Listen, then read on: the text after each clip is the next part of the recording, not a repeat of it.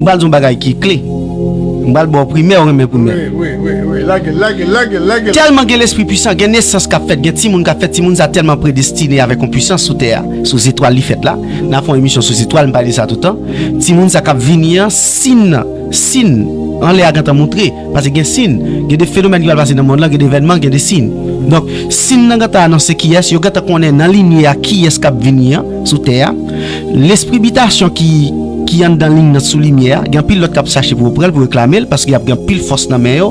Donc yo goumé pour prendre ti moun ça, il y a l'esprit même qui passait qui a fait alliance à de l'autre esprit pour aider au vinn à quoi espace là pour bonel pour l'esprit pas venir prendre ti moun ça. Ça veut dire m'vlo comprendre qui gravité combat qui gagne les naissances ti moun n'a fait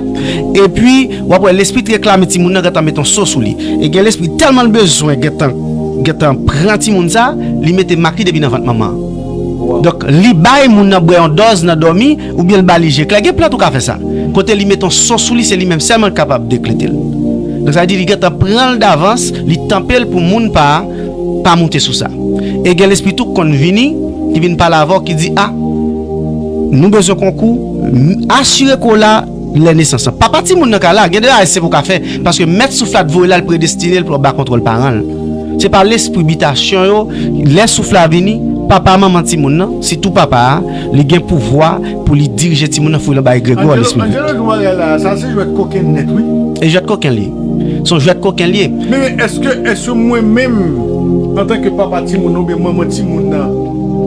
pas ka fon bagay depuis moun nan c'est pour moun ba envahir comme ça depuis avant fiancé gen ba ka fait